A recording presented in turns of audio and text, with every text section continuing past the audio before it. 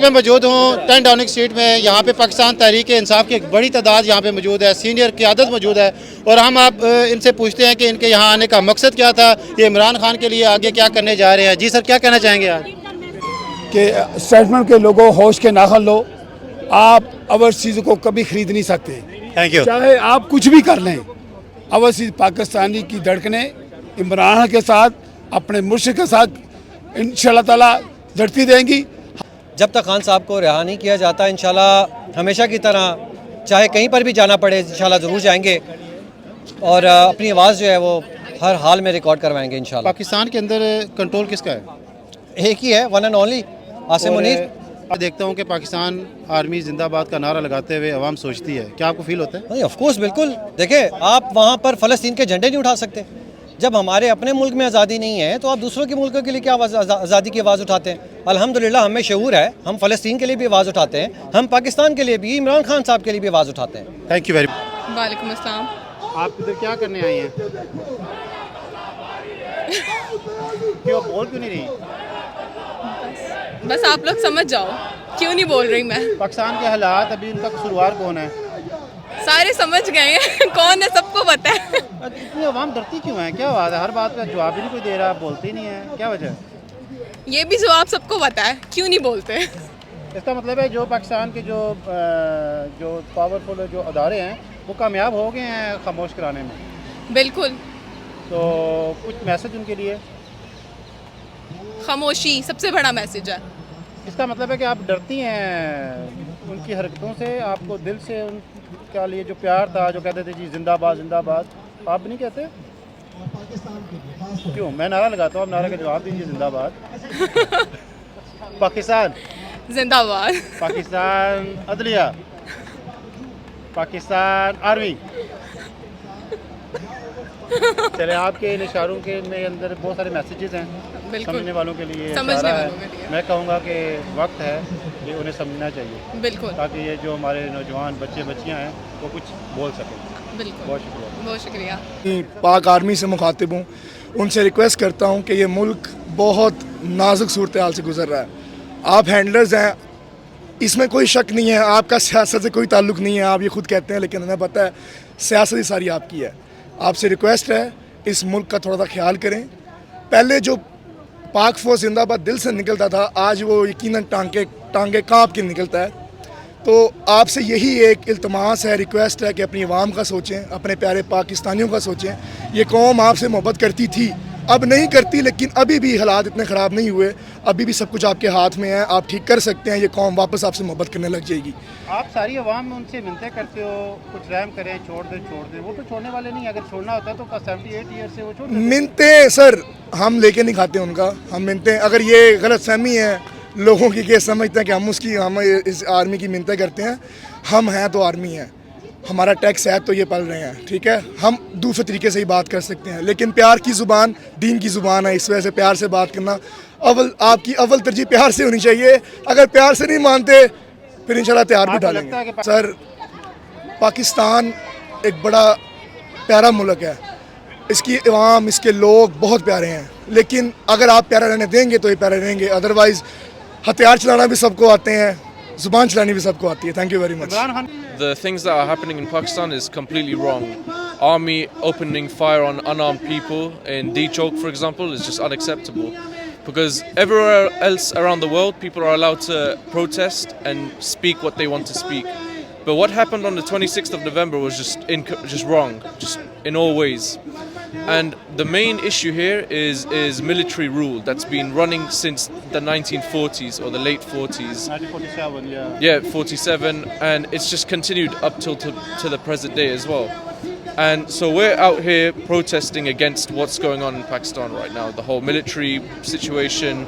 It's a dictatorship. There's no such thing as elections or democracy. It's just the army gets to choose who wants to be in power. So that's what it is. So your opinion is 100% army is responsible for Yeah, all. army is responsible for nearly all. But I'd also add that it's also the politicians as well that are letting themselves be corrupted and buying into this corruption.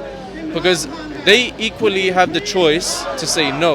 کیا لینا ہے, اب تو وہ دیوار پہ لکھا جا چکا ہے, اور یہ آخری دور چل رہا ہے. چاہے ان کرپٹ سیاستدانوں کا ہو، اسٹیبلشمنٹ کا ہو، یہ بند گلی میں جا چکے ہیں. ان جو غاصب ہے، جو ظالم ہے، آپ ہسٹری پڑھ لیں، حکمران وہ سب سے زیادہ خوفزدہ اس وقت ہوتا ہے جب قوم بیدار ہو جاتی ہے، کیونکہ وہ مزید ظلم نہیں کر سکتا. اور یہ ان کو بھی پتہ چل چکا ہے. آپ یہ جو طاقت ہے، یہ جو نقلی طاقت ہے وہ ان سے لے لیں اور پھر دیکھیں یہ کدھر جاتے ہیں. انہوں نے 2 منٹ نہیں لگانے، پاکستان خالی ہو جائے گا. یہ بھاگ جائیں گے وہاں سے. وہاں پہ آپ اور میں رہیں گے جو اس ملک کی تعمیر کریں گے. جب تک سول سپرمیسی نہیں ہوتی اس وقت تک پاکستان ترقی نہیں کر سکتا. Not a second before. میں ایز اے مدر یہی کہوں گی کہ پاکستان کے حالات ٹھیک کریں. بہت پاکستان کے حالات خراب ہو گئے. ہم پاکستان جانا چاہتے ہیں، وہاں شفٹ ہونا چاہتے ہیں، لیکن وہاں کے کوئی حالات نہیں ہیں.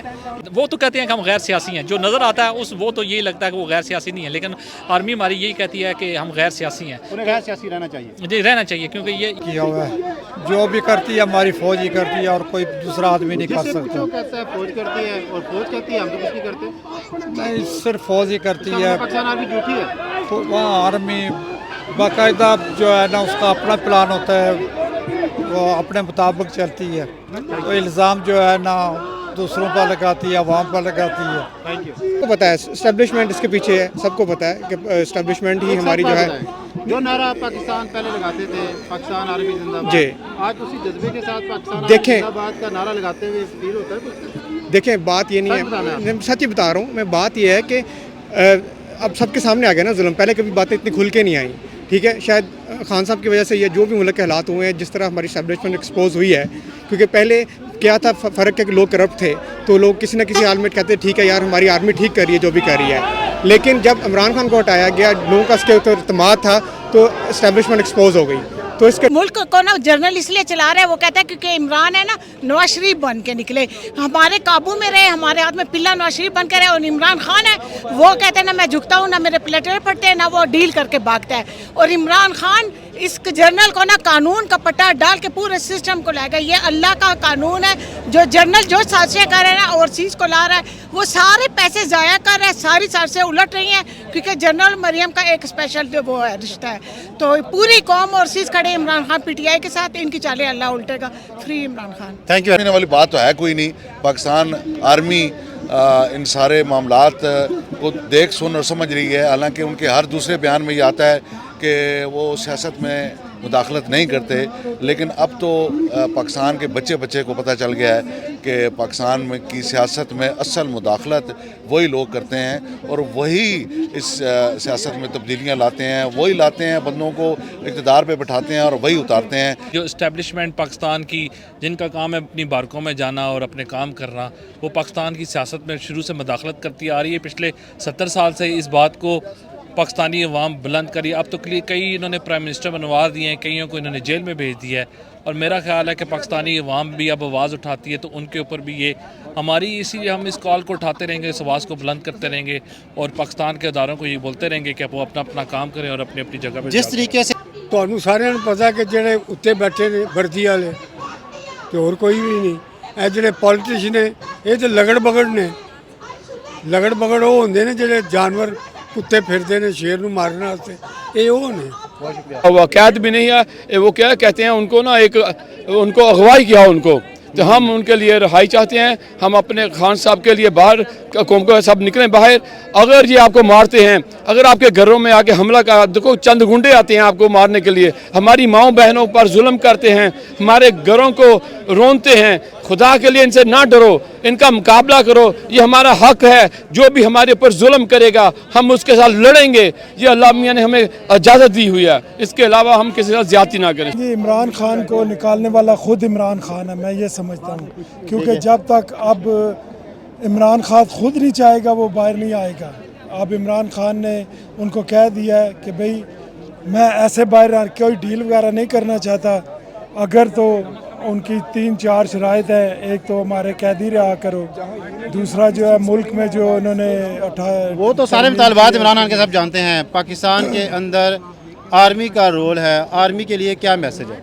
آرمی کے لیے یہی میسج ہے کہ اگر جو بات چیت وہ کرے ٹھیک ہے، जो कि मुल्क के लिए भी बेहतर है, बिकॉज इमरान खान ऐसा लीडर है कि वो ही निकल कर हमारी मुल्क की मैशत भी दुरुस्त कर सकता है, सब सूबों और को उसके इकट्ठा कर अलावा सकता मुल्क को है, भी सब फ़लस्तीन के लिए जितनी आवाज़ उठा दहशत सकता है। गर्दी हो रही है, जितना फ़लस्तीन के लिए आवाज़ उठ रही है, इंशाअल्लाह ताला इमरान खान निकलेगा तो ये सारे मसले मिसाल हमारा मुल्क जो है वो ट्रैक पे है। Thank you very much. Pakistan के इदारे, हमारा खान कहते हैं कि इदारे भी मेरे हैं, फ़ौज भी मेरी है, तो अब इन इदारों का और फ़ौज का हक अदा करने का वक्त आ गया है।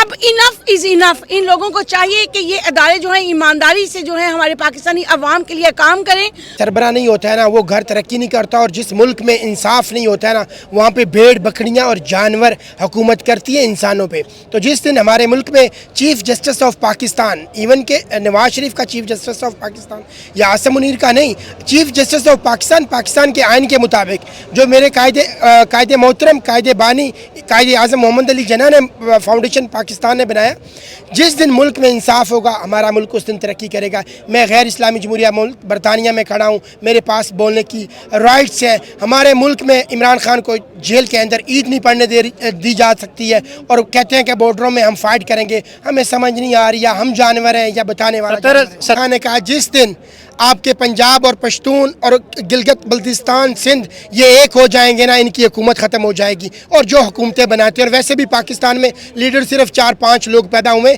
बाकी पाकिस्तान में लीडर बनाए जाते हैं। अगर मरियम को See this, that Imran Khan is in jail.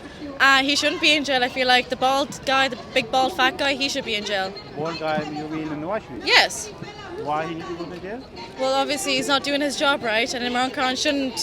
Imran Khan should be in jail. He's innocent, and all he's doing is trying to protect the country. And the bald guy is just literally sitting there eating, literally taking money from innocent people, and that's my opinion. What? Yeah, go to the borders and do your job right.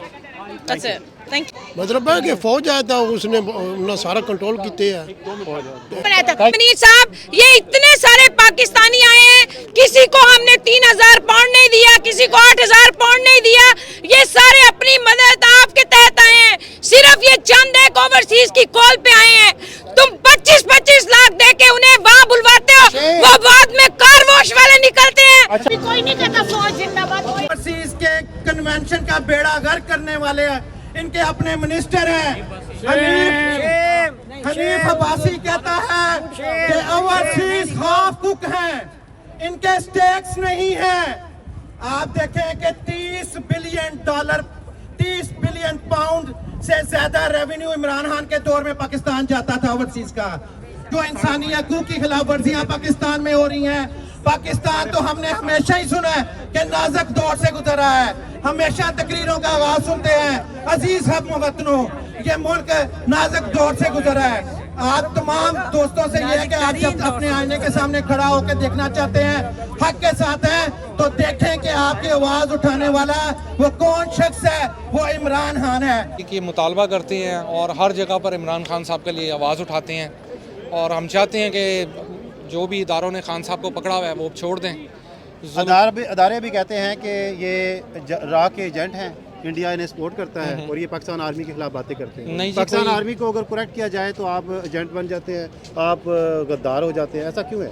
बस ये sir, ये बड़ों की सोचें हैं, उनको change करना चाहिए। ऐसी कोई बात नहीं, हम सारे मुहब्बत वतन पाकिस्तानी हैं। वी लव इमरान खान साहब।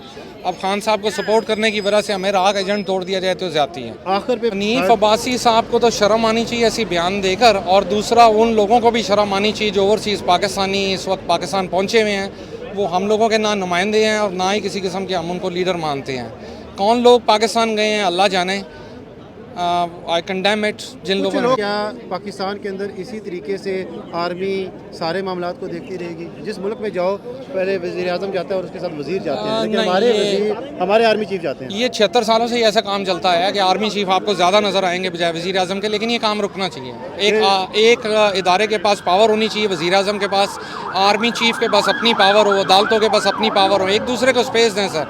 ब्यूटीफुल कंट्री है, बड़ा प्रोग्रेसिव कंट्री है। Thank you. पाकिस्तान जिंदाबाद। पाकिस्तान जिंदाबाद, पाकिस्तानी अवाम पाइंदाबाद। देखिए यहाँ पे हर बंदे का यही कहना था कि पाकिस्तान आर्मी जो है वो पाकिस्तान के सारे अदारों के अंदर प्रॉब्लम करती है, उसको अपने अदारे को ठीक करना चाहिए, बॉर्डर पे रहना चाहिए, सिक्योरिटी के इंतज़ामात को ठीक करना चाहिए, क्योंकि ये एक अच्छा तरीका नहीं है कि जो भी वज़ीर आज़म उनकी बात ना सुने। वो होते कौन है डिक्टेट करने वाले, वो एक अदारा है, उस अदारे को ये बिल्कुल राइट इख्तियार बिल्कुल नहीं है कि अगर उनके पास गन बारूद असला है तो वो उस असले के नोक पे पूरे पाकिस्तान को यरगमाल बना ले। नकीब राजा, UK1 न्यूज़।